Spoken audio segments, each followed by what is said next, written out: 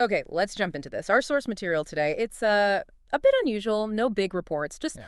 well, a list, a stack of search terms. That's right. Raw keywords that people typed into search engines right after something happened. And our mission really is to unpack this, to Yeah. see what this digital trail tells us about the event people were searching for, and maybe even more interesting, what it says about, what we need to know during a crisis. hmm And looking at this list, the core event becomes pretty clear, pretty fast. You see Air India crash, India plane crash, lots of Boeing 787, 787 Dreamliner. Right.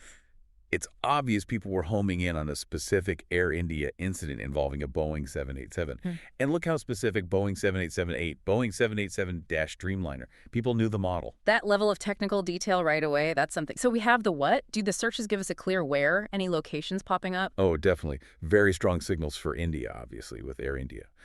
But it gets specific really quickly. Ahmedabad? Minute. Okay. Yeah, Ahmedabad Airport, Air India plane crash, Ahmedabad.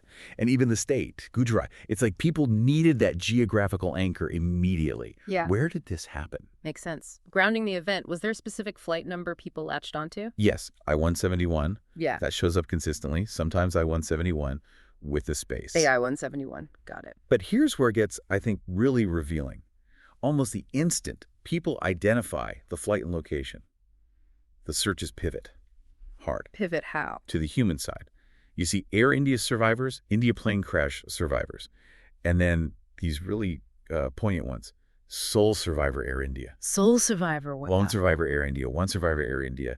That immediate, intense focus on survival, on individuals, it really underscores that deep need for information about human outcomes, maybe even before the why or how. That's powerful, seeking that human connection, even just through search terms. Okay, so beyond the survivors, I do see some other maybe more technical or operational searches here. What about those? Right. After that initial focus, you see searches like Mayday call meaning, people wanting to understand the distress signal. Okay, so trying to grasp the sequence of events. Exactly. Or flight radar, looking for tracking information, the plane's last known position. And I-171 flight status, just trying to get official updates. It's like trying to piece together the mechanics of the tragedy. So you go from the human impact straight to the what went wrong mechanics.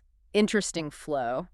And connecting this outwards, what else do these searches show about the ripple effects? This is also quite insightful. The searches expand really fast. People immediately start looking at the companies involved.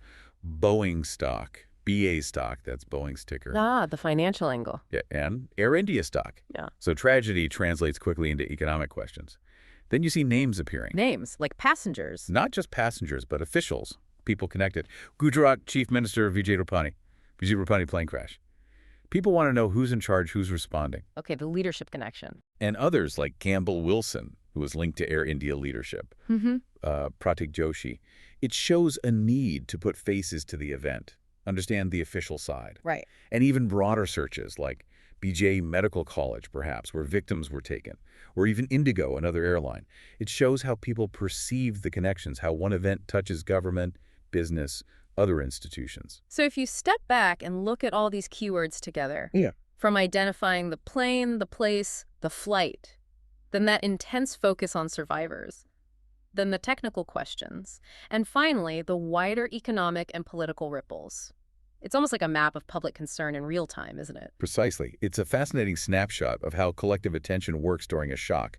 You see the priorities unfold through these simple search terms. It really paints a picture of information seeking under pressure. It does, and that leads to a final thought, something for you to chew on. Given this pattern, the immediate prioritization of human life, followed by this rapid expansion to economic and political spheres, what does this digital footprint tell us about how our first understanding of a major incident gets shaped?